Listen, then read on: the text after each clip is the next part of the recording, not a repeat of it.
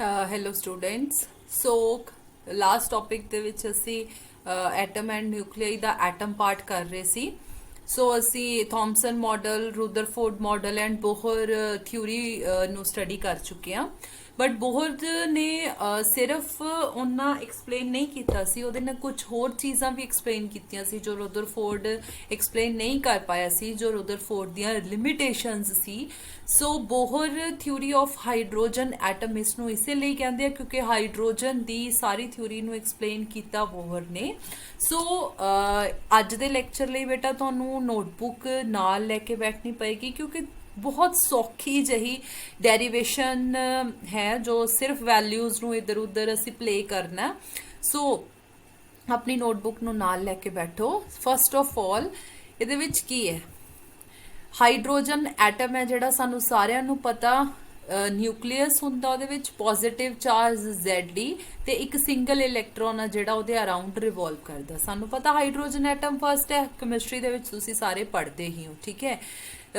Electron ਰਿਵੋਲਵ ਕਰਦਾ ਇੱਕ circular orbit ਦੇ ਵਿੱਚ ਜਿਹਦਾ ਰੇਡੀਅਸ ਕੀ ਹੈ r ਹੈ, ਠੀਕ ਹੈ। ਤੇ ਹੁਣ ਜਿਹੜੀ ਇਲੈਕਟ੍ਰੋਸਟੈਟਿਕ ਫੋਰਸ ਆਫ ਅਟਰੈਕਸ਼ਨ ਲੱਗ ਰਹੀ ਹੈ ਕਿਹਦੇ ਕਿਹਦੇ ਵਿੱਚ? ਨਿਊਕਲੀਅਸ ਦੇ ਵਿੱਚ ਤੇ ਇਲੈਕਟ੍ਰੋਨ ਦੇ ਵਿੱਚ। ਉਹ ਕਿਹਦੇ ਨਾਲ ਗਿਵਨ ਕੀਤੀ ਜਾਂਦੀ ਹੈ? F is equals to K Q1 Q2 by R square। ਸ਼ੁਰੂ ਤੋਂ ਕਰਦੇ ਆ ਰਹੇ ਹਾਂ, ਬੜੀ ਸਿੰਪਲ ਜਿਹੀ ਜਿਹੜਾ ਫਾਰਮੂਲਾ, ਸਾਨੂੰ ਸਾਰਿਆਂ ਨੂੰ ਇਸ ਚੀਜ਼ ਬਾਰੇ ਪਤਾ। ਸਭ ਤੋਂ ਪਹਿਲਾਂ ਕੀ ਲਿਆ ਸੀ? Hydrogen atom. ਹਾਈਡਰੋਜਨ ਐਟਮ ਦੇ ਵਿੱਚ ਇੱਕ ਨਿਊਕਲੀਅਸ ਹੈ, ਨਿਊਕਲੀਅਸ ਦੇ ਅਰਾਊਂਡ ਜਿਹੜਾ ਇਲੈਕਟ੍ਰੋਨ ਆ ਰਿਵੋਲਵ ਕਰ ਰਿਹਾ, ਉਹਦਾ ਰੇਡੀਅਸ ਕਿੰਨਾ ਹੈ? r, ਠੀਕ ਹੈ। ਹੁਣ ਨਿਊਕਲੀਅਸ ਪੋਜ਼ਿਟਿਵ ਹੈ, ਇਲੈਕਟ੍ਰੋਨ ਨੈਗੇਟਿਵ ਹੈ, ਇਹਦੇ ਵਿੱਚ ਕੁਝ ਇਲੈਕਟ੍ਰੋਸਟੈਟਿਕ ਫੋਰਸ ਹੈ ਜਿਹਨੂੰ ਅਸੀਂ ਕਿਹਦੇ ਨਾਲ ਐਕਸਪਲੇਨ ਕੀਤਾ? F is equals to K Q1 Q2 by R square, ਠੀਕ ਹੈ। ਤੇ ਸਾਨੂੰ ਇਹ ਵੀ ਪਤਾ Q1 ਕਿੰਨਾ ਹੈ, ਹੁਣੇ ਆਪਾਂ ਕਿਹਾ Zd that is nucleus and Q2 ਕਿਆ ਹੈ? Electron. E that means K Zd square by R square। ਕੱਲ ਵੀ ਅਸੀਂ ਇਹ ਗੱਲ ਕੀਤੀ ਸੀ, ਠੀਕ ਹੈ। ਹੁਣ ਸਾਨੂੰ ਪਤਾ ਕਿ ਆਪਾਂ ਇਹ ਚੀਜ਼ ਪਹਿਲਾਂ ਹੀ ਕਰਦੇ ਆ ਰਹੇ ਹਾਂ ਕਿ ਜਿਹੜੀ ਮੇਰੀ ਸੈਂਟਰੀਪੀਟਲ ਫੋਰਸ ਹੈ ਉਹਦੇ ਨਾਲ ਹੀ ਮੇਰਾ ਇਲੈਕਟ੍ਰੋਨ ਹੈ ਜਿਹੜਾ ਉਹ ਰਿਵੋਲਵ ਕਰਦਾ, ਠੀਕ ਹੈ। ਸੈਂਟਰੀਪੀਟਲ ਫੋਰਸ ਕਿਹਦੇ ਇਕੁਅਲ ਹੋਏਗੀ? ਇਲੈਕਟ੍ਰੋਸਟੈਟਿਕ ਫੋਰਸ ਦੇ ਇਕੁਅਲ। ਬੇਟਾ ਸੌਰੀ, ਇਹ F ਇਲੈਕਟ੍ਰੋਸਟੈਟਿਕ ਹੈ, ਠੀਕ ਹੈ, ਥੋੜੀ ਜੀ ਮਿਸਟੇਕ ਹੈ। F ਇਲੈਕਟ੍ਰੋਸਟੈਟਿਕ ਦੇ ਇਕੁਅਲ ਹੋਏਗੀ F ਸੈਂਟਰੀਪੀਟਲ ਫੋਰਸ। ਹੁਣ ਸੈਂਟਰੀਪੀਟਲ ਫੋਰਸ ਆਪਾਂ ਨੂੰ ਪਤਾ +1 ਦੇ ਵਿੱਚ ਕੀਤੀ ਹੋਈ ਹੈ, ਕੀ ਆ? mv by r ਕਿਹਦੇ ਇਕੁਅਲ ਹੋਗੀ? K Ze square by r ਦੇ ਇਕੁਅਲ ਹੋਗੀ। ਇਹਦੇ ਤੋਂ ਅਸੀਂ ਕੀ ਕੈਲਕੂਲੇਟ ਕਰ ਰਹੇ ਹਾਂ? ਦਿਸ r। ਸਿੰਪਲ ਦਿਸ r ਨਾਲ r ਕੈਂਸਲ ਹੋਗੀ, ਇਹ ਵਾਲਾ r ਰਹਿ ਗਿਆ ਉਧਰ ਲੈ ਗਏ ਮੈਂ, mv ਸਕੁਆਇਰ ਨੀਚੇ ਚਲਾ ਗਿਆ, K Ze ਸਕੁਆਇਰ ਸਿੰਪਲ ਰਿਹਾ। ਇਹਦੇ ਨਾਲ ਅਸੀਂ ਹੁਣ ਇਹਦੀ ਰੇਡੀਅਸ ਕੈਲਕੂਲੇਟ ਕਰਨੀ ਹੈ, ਵੈਲੋਸਿਟੀ ਕੈਲਕੂਲੇਟ ਕਰਨੀ ਹੈ, એનર્ਜੀ ਕੈਲਕੂਲੇਟ ਕਰਨੀ ਹੈ, ਠੀਕ ਹੈ। ਇੱਥੇ ਤੱਕ ਤੁਸੀਂ ਆਪਣੀ ਨੋਟਬੁੱਕ ਤੇ ਸੋਲਵ ਕਰ ਲਿਆ, ਸਿੰਪਲ ਜਿਹੀ ਚੀਜ਼ ਹੈ, ਠੀਕ ਹੈ। r ਕੈਲਕੂਲੇਟ ਹੋ ਗਿਆ। ਇਹਦੇ ਵਿੱਚ ਅਸੀਂ ਦੇਖ ਸਕਦੇ ਹਾਂ ਕੀ ਹੋ ਰਿਹਾ? Ze ਅੰਦਰ ਨਿਊਕਲੀਅਸ ਆ ਜਿਹੜਾ, ਅਸੀਂ ਆਹ ਵਾਲੀ ਗੱਲ ਕਹੀ ਹੈ, Ze ਨਿਊਕਲੀਅਸ ਹੈ, r ਉਹਦਾ ਰੇਡੀਅਸ ਹੈ, ਇਲੈਕਟ੍ਰੋਨ ਹੈ, ਇਲੈਕਟ੍ਰੋਨ ਦਾ ਮਾਸ ਕਿੰਨਾ ਹੈ? m ਹੈ। ਇਲੈਕਟ੍ਰੋਨ ਉਹਦੇ ਅਰਾਊਂਡ ਰਿਵੋਲਵ ਕਰ ਰਿਹਾ ਵਿਦ ਵੈਲੋਸਿਟੀ v, ਠੀਕ ਹੈ। ਤੇ ਅਸੀਂ ਕੈਲਕੂਲੇਟ ਕੀ ਕਰ ਰਿਹਾ? r, ਠੀਕ ਹੈ। ਨੈਕਸਟ ਚੀਜ਼, ਹੁਣ ਕੁਆਂਟਾਈਜੇਸ਼ਨ ਕੰਡੀਸ਼ਨ ਕੀ ਕਹਿੰਦੀ ਆ ਉਹਨੂੰ ਅਰਾਊਂਡ ਮੂਵ ਕਰਨ ਦੇ ਲਈ? ਕੀ ਹੈ? Angular momentum L is equals to NH by 2 pi। L ਕਿਹਦੇ ਇਕੁਅਲ ਹੁੰਦਾ? mvr ਦੇ ਇਕੁਅਲ ਹੁੰਦਾ। ਵੀ ਪੜਿਆ ਹੋਇਆ angular momentum is mvr, L is equals to NH by 2 pi। ਦੋਨਾਂ ਨੂੰ ਅਸੀਂ ਇਕੁਅਲ ਕਰਕੇ ਕੀ ਲਿਖਤਾ? mvr is equals to NH by 2 pi। L is equals to NH by 2 pi ਕੁਆਂਟਾਈਜੇਸ਼ਨ condition ਸੀ ਤੇ ਅਸੀਂ L ਦੀ ਵੈਲਿਊ ਉੱਥੇ mvr ਪੁੱਟ ਕਰਤੀ, ਠੀਕ ਹੈ। ਹੁਣ v ਇੱਥੋਂ ਅਸੀਂ ਕੈਲਕੂਲੇਟ ਕਰ ਸਕਦੇ ਹਾਂ NHM r ਨੂੰ ਇਹਦੇ ਨੀਚੇ ਲੈ ਜਾਓ, ਕੀ ਹੋ ਗਿਆ? NH by 2mr, ਠੀਕ ਹੈ। ਔਰ r ਅਸੀਂ ਪਿਛਲੀ ਇਕੁਏਸ਼ਨ ਚ ਕੱਢ ਲਿਆ, ਕੀ ਸੀਗਾ? K Ze square by r, ਠੀਕ ਹੈ। ਔਰ ਇੱਥੋਂ ਅਸੀਂ r ਕੈਲਕੂਲੇਟ ਕੀਤੀ, ਇੱਥੋਂ ਅਸੀਂ r ਕੈਲਕੂਲੇਟ ਕੀਤੀ, v ਇੱਧਰ ਆ ਗਿਆ, r ਇੱਧਰ ਰਹਿ ਗਿਆ। ਉਹ ਵਾਲੀ r ਫਸਟ ਇਕੁਏਸ਼ਨ ਸੀ, ਇਹ ਵਾਲੀ r ਸੈਕੰਡ ਇਕੁਏਸ਼ਨ ਆ, ਦੋਨਾਂ ਨੂੰ ਇਕੁਏਟ ਕਰਨਾ। ਕਿੰਨਾ ਹੋ ਗਿਆ? K Ze square by mv square is equals to ਆ ਵਾਲੀ NH by 2 pi mv, ਠੀਕ ਹੈ। ਇਤੋਂ ਅਸੀਂ v ਕੈਲਕੂਲੇਟ ਕਰ ਲਿਆ, v ਕਿੰਨਾ ਆ ਗਿਆ? 2 pi K Ze square by NH, ਠੀਕ ਹੈ। ਜਾਨੀ ਕਿ ਜਿਹੜੀ v ਆ ਉਹ z by n ਦੇ डायरैक्टली प्रोपोर्शनल है। ठीक है, हुण ये v ਦੀ वैल्यू मैं कित्थे पुट करती, इस इक्वेशन च पुट करती ताकि मैनू r ਦੀ वैल्यू मिल जाए। v ਦੀ वैल्यू पुट करती मैं, ਚੱਕ के पुट करके देखो v ਦੀ जगह ते मैं की पुट करता 2 pi k z square by n, that means n h square हो गया, n square h square into 2 pi यानी 4 पाई स्क्वायर हो गया k z square by e square into m हो गया। ठीक है, कोई कन्फ्यूजन?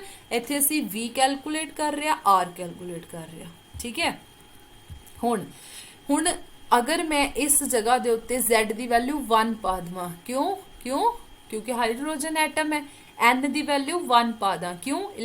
हाइड्रोजन एटम दे विच एक इलैक्ट्रॉन आ जो फर्स्ट ऑर्बिट दे विच ही मूव कर रहा, तो साडे कोल r दी वैल्यू कितनी आ गई 0.53 एंगस्ट्रॉम। बाकी सारियां दी वैल्यू सानू पता है, एच की है प्लैंक्स कांस्टेंट, पाई दी वैल्यू सानू पता, जेड दी वैल्यू पुट करती, इलैक्ट्रॉन दा सानू चार्ज पता, एम मास पता। ठीक है, आर दी वैल्यू आ गई एंड ये जिहड़ी आर दी वैल्यू आई है, ये पहली वैल्यू आई आ सब तो पहला कैलकुलेट किने कीती सी, बोहर ने कीती सी, और इस करके इसे सी बोहर रेडियस बोलते। ठीक है, क्लीयर? हुण असी कैलकुलेट करनी आ उसे इलैक्ट्रॉन दी एनर्जी। हुण असी की कीता, वेलोसिटी ते रेडियस कैलकुलेट कीता। हुण आपां नूं पता काइनेटिक एनर्जी किहदे इक्वल हुंदी है, हाफ mv स्क्वायर दे इक्वल हुंदी है ना, ते इत्थे v दी वैल्यू पुट कर देनी है ना, तो अपने कोल काइनेटिक एनर्जी किहदे इक्वल आ गई, इत्थे देखो आ वाली value k z square by 2r। ठीक है, पोटेंशियल एनर्जी सानू पता किहदे इक्वल हुंदी है, +1 दे विच आपां कर चुके हैं minus k Z square by r दी वैल्यू। टोटल एनर्जी किहदे इक्वल होएगी, kinetic energy plus potential energy. मैं दोनों नू ऐड करता, kinetic energy k Z square by 2r minus k Z square by r, कितनी इक्वल आ गई, k Z square by 2r। ठीक है, जिहड़ी मेरी थर्ड इक्वेशन आई है उहदी वैल्यू पुट करती, तो मेरे को क्या आ गया -2 पाई, इत्थों असी वैल्यू पुट करती आर दी, इत्थे क्या आ गया 2 pi square m k square z square e दी power 4 by n square h square. ठीक है, जिहड़ी इत्थे नैगेटिव वैल्यू आई है, नैगेटिव ये की कर रही है कि इलैक्ट्रॉन है जिहड़ा वो न्यूक्लियस दे नाल बाउंड है। ठीक है, जुड़िया होया मतलब रहेगा उहदे नाल, दैट मीनस उत्ते इलैक्ट्रोस्टैटिक फोर्स लग रही है। जिहड़ी इलैक्ट्रोस्टैटिक फोर्स लग रही आ तां दैट मीनस ਉਹਨੂੰ ਬਾਹਰ ਕੱਢਣ ਦੇ ਲਈ ਸਾਨੂੰ ਕੋਈ ਨਾ ਕੋਈ એનર્ਜੀ ਦੇਣੀ ਪਏਗੀ ਉਹਨੂੰ ਬਾਹਰ ਕੱਢਣ ਦੇ ਲਈ। ਠੀਕ ਹੈ, ਕਿਉਂਕਿ ਉਹਨੂੰ ਜੋੜ ਕੇ ਰੱਖਦਾ, ਮਤਲਬ ਨਿਊਕਲੀਅਸ ਇਲੈਕਟ੍ਰੋਨ ਨੂੰ ਇਲੈਕਟ੍ਰੋਸਟੈਟਿਕ ਫੋਰਸ ਨਾਲ ਜੋੜ ਕੇ ਰੱਖਦਾ। ਜੇ ਅਸੀਂ ਇਲੈਕਟ੍ਰੋਨ ਨੂੰ ਬਾਹਰ ਕੱਢਣਾ ਤਾਂ ਸਾਨੂੰ ਕੁਝ એનર્ਜੀ ਦੇਣੀ ਪਏਗੀ। ਠੀਕ ਹੈ, ਹੁਣ ਕਾਈਨੈਟਿਕ એનર્ਜੀ ਇਹਦੇ ਤੋਂ ਮਤਲਬ ਸਾਡੇ ਕੋਲ ਕਿਹਦੇ ਇਕੁਅਲ ਆ ਗਈ, minus of this total energy दे इक्वल आ गई, या फिर असी ये लिख सकते हैं कि जिहड़ी पोटेंशियल एनर्जी है वो किहदे इक्वल आ गई, double of this total energy आ गई। ठीक है, हुण spectral lines of the hydrogen atom, that means electron नूं नीचों उपर जंप करन दे लई या उपरों नीचे जंप करन दे लई क्या क्या होएगा। ਹੁਣ ਆਪਾਂ ਨੂੰ ਪਤਾ ਪਿੱਛੇ ਆਪਾਂ ਕੁਆਂਟਾਈਜੇਸ਼ਨ ਕੰਡੀਸ਼ਨ ਦੇ ਵਿੱਚ ਇੱਕ ਪੜ੍ਹ ਕੇ ਆਏ ਆ, ਬੋਹਰ ਨੇ ਹੀ ਦਿੱਤਾ ਸੀਗਾ ਕਿ ਜਿਹੜਾ h ਨਿਊ ਹੈ ਉਹ ਕਿਹਦੇ ਇਕੁਅਲ ਹੈ, energy of second orbit minus energy of first orbit, ਹੈ ਨਾ। That means energy of first orbit ਇੱਧਰ ਜਿਹੜੀ ਹੁਣੇ ਆਪਾਂ ਕੱਢੀ ਆ, ਇੱਥੇ n ਦੀ ਵੈਲਿਊ n2 ਔਰ n1 ਆ ਜਾਏਗੀ, ਹੈ ਨਾ। ਇੱਥੇ ਇਹ ਹੋ ਗਿਆ ਆਪਣੇ ਕੋਲ 2 pi m k square e square दोनों जो कॉमन कट लिया बाय एच स्क्वायर, एन दी value n1 minus n2 square हो गया। ठीक है, सेम वही चीज़ है, एच नू असी इस साइड ले गए, एच दी स्क्वायर सी एच क्यूब हो गया। ठीक है, सानू पता c इज इक्वल्स टू अपन पता न्यू लैम्डा है ना, u is equals to c by lambda where wave number. ठीक है, तो मैं 1 बाय लैम्डा नूं की लिख सकती हाँ, न्यू बाय सी लिख सकती हाँ। ठीक है, तो उसकी जगह तो मैं कि 1 बाय लैम्डा न्यू बाय सी लिख सकते हैं, न्यू बाय सी मैं इत्थे सी दे नाल मल्टीप्लाई करता। ठीक है, ਤਾਂ ਆਪਣੇ ਕੋਲ ਨਿਊ ਕਿਹਦੇ ਇਕੁਅਲ ਆ ਗਿਆ, ਆ ਕੀ ਆ ਗਿਆ, ਪੂਰਾ ਦਾ ਪੂਰਾ ਆਰ ਆ ਗਿਆ, ਆਰ ਇੰਟੂ 1/n1 ਸਕੁਆयर ਬਾय 1/n2 ਸਕੁਆयर। ਠੀਕ ਹੈ, ਤਾਂ ਆਪਣੇ ਕੋਲ ਕਿਉਂ, ਕਿਉਂਕਿ ਇੱਥੇ ਕੋਲ ਆਰ ਦੀ ਵੈਲਿਊ ਪੁੱਟ ਕੀਤੀ ਆਪਾਂ। ਇੱਥੋਂ ਆਰ ਦੀ ਵੈਲਿਊ ਵੀ ਅਸੀਂ ਕੈਲਕੂਲੇਟ ਕਰ ਸਕਦੇ ਹਾਂ, ਸਾਰੀਆਂ ਵੈਲਿਊਜ਼ ਸਾਨੂੰ ਪਤਾ ਨੇ, 2 ਪਾਈ m k e ਸਭ ਦੀਆਂ ਵੈਲਿਊਜ਼ ਪਤਾ ਨੇ, ਤਾਂ ਸਾਡੇ ਕੋਲ ਆਰ ਦੀ ਵੈਲਿਊ ਕਿੰਨੀ ਆ ਜਾਂਦੀ ਹੈ, ਇਹ। ਠੀਕ ਹੈ, ਬਟ ਅਸੀਂ ਇੱਥੋਂ ਇੱਕ ਕਾਮਨ ਫਾਰਮੂਲਾ ਡਿਰਾਈਵ ਕਰ ਲਿਆ, n1 that means final position ਜਿੱਥੇ ਆ ਕੇ ਇਲੈਕਟ੍ਰੋਨ ਹੈ ਜਿਹੜਾ ਉਹ ਜਿਸ ਆਰਬਿਟ ਜਾ ਕੇ ਗਿਰ ਰਿਹਾ, n2 that means initial electron ਜਿੱਥੋਂ ਇਲੈਕਟ੍ਰੋਨ ਹੈ ਜਿਹੜਾ ਉਹ ਆ ਰਿਹਾ। ਠੀਕ ਹੈ, ਤਾਂ ਆਪਣੇ ਕੋਲ मतलब ਅਸੀਂ ਇੱਥੋਂ ਫ੍ਰੀਕੁਐਂਸੀ ਵੀ ਕੱਢ ਸਕਦੇ ਹਾਂ, ਵੇਵਲੈਂਥ ਵੀ ਕੱਢ ਸਕਦੇ ਹਾਂ, that is equals to r radius 1/n final that means ਜਿੱਥੇ ਆ ਕੇ ਇਲੈਕਟ੍ਰੋਨ ਗਿਰਿਆ ਉਹ, और n इनिशियल जिस ऑर्बिट चो इलैक्ट्रॉन आ रहा। ठीक है, तो अलग अलग ਜਿਹੜੇ ਸਾਡੇ ਸਾਇੰਟਿਸਟ ਸੀ ਉਹਨਾਂ ਨੇ ਕੰਮ ਕੀਤਾ। ਸਭ ਤੋਂ ਪਹਿਲਾਂ lemon series I, lemon series that means first orbit ਦੇ ਵਿੱਚ ਸਾਰੇ ਜਿਹੜੇ ਇਲੈਕਟ੍ਰॉन्स ਨੇ ਆ ਰਹੇ ਨੇ। ਤੁਸੀਂ ਇਸ ਵਿੱਚ ਦੇਖ ਸਕਦੇ ਹੋ final, final means first, that means first ਦੇ ਵਿੱਚ ਆ ਰਹੀ ਆ, and n initial, initial means कितों भी आ सकता, सैकेंड ऑर्बिट तो, थर्ड ऑर्बिट तो, फोर, एंड एन इनफाइनाइट तो कितों भी आ सकता। ठीक है, तो हुण मैं जिवें मेरा ये फर्स्ट ऑर्बिट है n is equals to 1, second orbit n is equals to 2, third orbit n is equals to 3, fourth, fifth, sixth. ठीक है, Lyman series n final that means first, मेरे फर्स्ट दे विच इलैक्ट्रॉन आया, फर्स्ट सिक्स्थ तो आ रहा, फिर फिफ्थ तो आ रहा, फोर्थ तो आ रहा, थर्ड तो आ रहा, सैकेंड तो आ रहा। ठीक है, तो ये की होगी पूरी लेमन सीरीज होगी। हुण बाल्मर सीरीज दे विच, बाल्मर सीरीज दे विच मेरे कोल की होएगी, फाइनल फाइनल मेरा n2 होएगा, n फाइनल मेरे कोल की होएगा n2, मतलब सैकेंड ऑर्बिट दे विच आ रहा, आ कित्थों सकदा, सिक्स्थ तो, फिफ्थ तो, फोर्थ तो, थर्ड कितों भी, है ना। एवें पास्चन दे विच थर्ड ऑर्बिट दे विच आएगा, कितों भी आ सकदा, ब्रैकेट दे विच फोर्थ ऑर्बिट च आएगा, कितों भी आ सकदा, फंड च फिफ्थ ऑर्बिट च आएगा। ठीक है, ਉਹੀ ਚੀਜ਼ ਹੋਗੀ ਨਾ ਬਾਲਮਰ ਸੀਰੀਜ਼। ਧਿਆਨ ਤੁਸੀਂ ਕੀ ਰੱਖਣਾ, ਜਿਹੜਾ ਮੇਰੇ ਕੋਲ ਫਾਰਮੂਲਾ ਸੀ ਫਾਈਨਲ, ਫਾਈਨਲ ਹਮੇਸ਼ਾ ਉਹ ਹੋਏਗਾ ਜਿੱਥੇ ਆ ਕੇ ਇਲੈਕਟ੍ਰੋਨ ਹੈ ਜਿਹੜਾ ਉਹ ਗਿਰ ਰਿਹਾ। ठीक है, और इनिशियल किससे तो ਤੁਹਾਨੂੰ ਇਹ ਚੀਜ਼ ਦੱਸੀ ਹੋਏਗੀ ਕਿ ਇਨੀਸ਼ੀਅਲ ਮੰਨ ਲਓ ਫਿਫਥ ਆਰਬਿਟ ਚੋਂ ਆ ਰਿਹਾ, दैट मींस ਤੁਹਾਡਾ ਫਿਫਥ ਕੀ ਹੈ, ਇਨੀਸ਼ੀਅਲ, और गिर किथे रहा, लेमन सीरीज है सपोज, तो दैट मींस फर्स्ट च गिर रहा। तो ਉਹਦੇ ਲਈ ਆਪਣੇ ਕੋਲ ਫਾਰਮੂਲਾ ਕੀ ਆ ਗਿਆ, n initial is equals to 3, 4, 5, 6 ਕੁਛ ਵੀ, and n final is second. Paschen ਦੇ ਵਿੱਚ n final is third and 4। ਹੁਣ ਜਦੋਂ n थर्ड ਚ ਗਿਰ ਰਿਹਾ, दैट मींस ਉਹ 4th 5th 6th ਤੋਂ ਹੀ ਗਿਰੇਗਾ, ਫਸਟ ਤੋਂ ਥੋੜੀ ਨਾ ਗਿਰੇਗਾ, ਫਸਟ ਤੋਂ ਤੁਹਾਨੂੰ એનર્ਜੀ ਲੈਣੀ ਪਏਗੀ। ਠੀਕ ਹੈ, ਐਵੇਂ ਹੀ ਬ੍ਰੈਕਟ ਦੇ ਵਿੱਚ ਸਾਡੇ ਕੋਲ n फाइनल क्या हो गया 4, n इनिशियल ਇੱਥੇ ਬੇਟਾ ਸਕੁਆਇਰ ਆ। ਠੀਕ ਹੈ, n ਇਨੀਸ਼ੀਅਲ ਆਪਣੇ ਕੋਲ ਕੀ ਆ ਗਿਆ 5, 6, 7, ਐਂਡ p ਫੰਡ ਦੇ ਵਿੱਚ ਸਾਡੇ ਕੋਲ 5th ਦੇ ਵਿੱਚ ਗਿਰ ਰਿਹਾ, n ਇਨੀਸ਼ੀਅਲ ਕੀ ਆ ਮੇਰੇ ਕੋਲ 5, 6, 7 ਇਨਫਿਨਿਟੀ ਤੱਕ। ਠੀਕ ਹੈ, ਇਹ ਕੀ ਆ ਜਾਂਦੀਆਂ ਨੇ, spectral series of hydrogen atom, ਜਿਹਦੇ ਵਿੱਚ ਅਸੀਂ Lyman, Balmer, Paschen, Pfund, Brackett ਸਾਰੀਆਂ ਚੀਜ਼ ਐਕਸਪਲੇਨ ਕਰਦੇ ਹਾਂ। ਠੀਕ ਹੈ, ਹੁਣ એનર્ਜੀ ਲੈਵਲ ਡਾਇਗਰਾਮ ਅਗਰ ਬਣਾਉਣਾ ਆ ਜਾਵੇ ਤਾਂ એનર્ਜੀ ਲੈਵਲ ਡਾਇਗਰਾਮ ਹੁੰਦਾ ਕੀ ਹੈ, ਡਾਇਗਰਾਮ ਹੁੰਦਾ ਕੀ ਆ, ਡਾਇਗਰਾਮ ਇਨ ਵਿਚ the energy of the different stationary state of atom, ਜਿਹੜੇ ਆਰਬਿਟਸ ਨੇ ਉਹਨਾਂ ਦੀ એનર્ਜੀ ਦਿੱਤੀ ਜਾਂਦੀ ਆ, is represented by the parallel horizontal line drawn according to their energy. ਹੁਣ ਆਪਾਂ એનર્ਜੀ ਕੈਲਕੂਲੇਟ ਕੀਤੀ ਨਾ, ਇੱਥੇ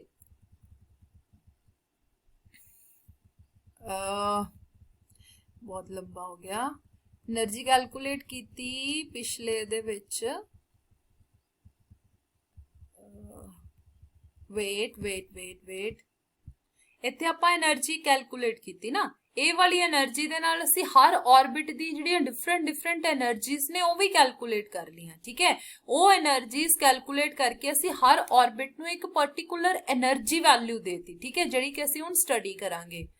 ਹੁਣ ਦੇਖੋ ਸਾਡੇ ਕੋਲ ਕੀ ਹੈ, ਸਾਡੇ ਕੋਲ energy level diagram, energy of hydrogen atom, ਆ ਵੈਲਿਊ ਅਸੀਂ ਪਹਿਲਾਂ ਕੈਲਕੂਲੇਟ ਕਰਕੇ ਆ ਚੁੱਕੇ ਹਾਂ। ਠੀਕ ਹੈ, ਹਾਈਡਰੋਜਨ ਐਟਮ ਦੇ ਲਈ ਸਾਨੂੰ ਪਤਾ Z is equals to 1, that means मेरे को En En किदे कोल आ गई, सारियां दी वैल्यूज पुट कीतियां तां उपर मेरे कोल क्या आ गया E1 by n square. E1 दी आपां वैल्यू कैलकुलेट कर ली 13.6, मतलब सब दी वैल्यूज पुट करके नीचे क्या आ गया n square. n is equals to 1 दे लई, n इज इक्वल्स टू 1 दे लई है ना, ਤਾਂ ਮੇਰੇ ਕੋਲ 1 ਦੇ ਲਈ ਇੱਥੇ 1 ਵੈਲਿਊ ਆ ਜੂਗੀ, 2 ਦੇ ਲਈ 2 ਵੈਲਿਊ, 3 ਦੇ ਲਈ 3 ਵੈਲਿਊ। ਤਾਂ એનર્ਜੀ ਡਿਫਰੈਂਸ ਬਿਟਵੀਨ ਦਾ ਟੂ ਲੈਵਲਸ ਆਪਾਂ ਇਸ ਤਰੀਕੇ ਦੇ ਨਾਲ ਦੱਸ ਸਕਦੇ ਆ। ਆ ਸੇਮ ਉਹੀ ਚੀਜ਼ ਰੱਖਣੀ ਹੈ n2 that means final minus 1 by initial, ਠੀਕ ਹੈ। ਇਹਨੂੰ ਰਿਪਰੈਜ਼ੈਂਟ ਕਿੱਦਾਂ ਕੀਤਾ ਜਾਂਦਾ, first n is equals to 1 ਦੇ ਲਈ ਮੇਰੇ ਕੋਲ ਵੈਲਿਊ ਕਿੰਨੀ ਆਉਂਦੀ ਹੈ 13.6, ठीक है। n is equals to 2 ਦੇ ਲਈ ਮੇਰੇ ਕੋਲ ਵੈਲਿਊ ਕਿੰਨੀ ਆਉਂਦੀ ਹੈ 3.4, ਵੈਲਿਊਜ਼ ਪੁੱਟ ਕਰਕੇ ਦੇਖ ਲਿਓ ਤੁਸੀਂ। n is equals to 3 ਦੇ ਲਈ ਮੇਰੇ ਕੋਲ ਵੈਲਿਊ ਆਉਂਦੀ ਹੈ 1.5 and so on, 4 ਦੇ ਲਈ 5 ਦੇ ਲਈ, ਐਂਡ ਮੈਂ ਅਪ ਟੂ ਇਨਫਿਨਿਟੀ ਲੈ ਕੇ ਜਾ ਰਹੀ ਹਾਂ, ਠੀਕ ਹੈ। ਹੁਣ ਜਦੋਂ ਮੇਰੇ ਕੋਲ मतलब फर्स्ट ऑर्बिट ਦੇ ਵਿੱਚ ਗਿਰ ਰਿਹਾ, ਫਸਟ ਆਰਬਿਟ ਦੇ ਵਿੱਚ ਗਿਰ ਰਿਹਾ ਕਿੱਥੋਂ 7 ਤੋਂ, ਤਾਂ ਇੱਥੋਂ ਮੈਂ ਵੈਲਿਊ ਕੈਲਕੂਲੇਟ ਕਰ ਸਕਦੀ ਹਾਂ n फाइनल, इत्थे फाइनल सी ना, final means first and initial means 7th, इहदी वैल्यू कैलकुलेट करके मेरे को एनर्जी आ जाएगी। दैट मीन्स मेरा इलेक्ट्रॉन इत्थों इत्थे तक गिरन दे लई उन्नी एनर्जी लूज करेगा, ठीक है। उवें ही 6th तो गिरेगा, 5th तो गिरेगा, 4th तो गिर सकता है, 3rd चों, ये सारा कीता सी लेमैन ने एक्सप्लेन, ठीक है। उवें ही बाल्मर सीरीज 2nd दे विच गिरन दे लई, 3rd दे विच गिरन दे लई पी फंड, एवें ही असी डिफरेंट डिफरेंट ਲਈ ਕਰਦੇ ਆ ਤੇ ਇਸੇ ਨੂੰ ਅਸੀਂ ਕਹਿ ਦਿੰਦੇ ਆ energy level diagram, clear. And ਫਿਰ ਵੀ ਹਰ ਥਿਊਰੀ ਦੀ ਕੋਈ ਨਾ ਕੋਈ ਲਿਮਿਟੇਸ਼ਨ ਰਹਿ ਜਾਂਦੀ ਆ, ਉਵੇਂ ਹੀ ਬੋਹਰ ਥਿਊਰੀ ਦੀਆਂ ਵੀ ਕੁਝ ਲਿਮਿਟੇਸ਼ਨਸ ਸੀ। ਉਹਦੀਆਂ ਲਿਮਿਟੇਸ਼ਨਸ ਕੀ ਸੀਗੀਆਂ ਕਿ ਥਿਊਰੀ ਸਿਰਫ ਹਾਈਡਰੋਜਨ ਲਈ ਤੇ ਹਾਈਡਰੋਜਨ ਵਰਗੇ ਐਟਮਸ ਦੇ ਲਈ ਹੀ ਐਪਲੀਕੇਬਲ ਸੀ, ਬਟ ਇਹਨਾਂ ਤੋਂ ਬਿਨਾ मतलब ਜਿਨ੍ਹਾਂ ਦੇ ਵਿੱਚ 2 ਜਾਂ 2 ਤੋਂ ਵੱਧ ਇਲੈਕਟ੍ਰੋਨਸ ਹੁੰਦੇ ਨੇ, ਹਾਈਡਰੋਜਨ ਦੇ ਆਊਟਰਮੋਸਟ ਇੱਕ ਇਲੈਕਟ੍ਰੋਨ ਹੈ, 2 ਤੋਂ ਵੱਧ ਇਲੈਕਟ੍ਰੋਨਸ ਦੇ ਲਈ ਇਹ ਐਪਲੀਕੇਬਲ ਹੀ ਨਹੀਂ ਹੋ ਪਾਈ, ਉਹਨਾਂ ਲਈ ਇਹ ਸੋਲਵ ਵੀ ਨਹੀਂ ਕਰ ਪਾਈ, ਠੀਕ ਹੈ। ਤੇ ਇਹਨੇ ਹਾਈਡਰੋਜਨ ਸਪੈਕਟਰਮ ਦੀਆਂ ਵੀ ਫਾਈਨ ਫੀਚਰਸ ਐਕਸਪਲੇਨ ਨਹੀਂ ਕੀਤੀਆਂ, ਠੀਕ ਹੈ। ਇਹਨੇ ਇਹ ਐਕਸਪਲੇਨ ਨਹੀਂ ਕੀਤਾ ਹੈਗਾ कि why only circular orbits should be chosen, elliptical orbits क्यों नहीं असी ले, सिर्फ circular orbits ही लेने explain नहीं कर पाया सीगा ये, ठीक है। it does not tell about the relative intensity of the, मतलब सारियां जड़ियां spectral lines ने उन्हां दी intensity ਨੂੰ explain नहीं कर पाया सीगा। इन्हें ਇਹ explain नहीं कर पाया further splitting of hydrogen spectrum. तुसी अगलियां क्लासेस दे विच जदों जाओगे तुसी पढ़ोगे जेड़े एक एक सीरीज आ वो भी अगे अगे फर्दर मतलब स्पैक्ट्रल लाइन बनाउंदी है जिन्हों असी ज़ीमैन इफेक्ट या स्टार्क इफेक्ट कहना। फिलहाल तुहाडे सिलेबस नहीं है बट वो चीज़ां नूं भी एक्सप्लेन नहीं कर पाया सीगा, ठीक है।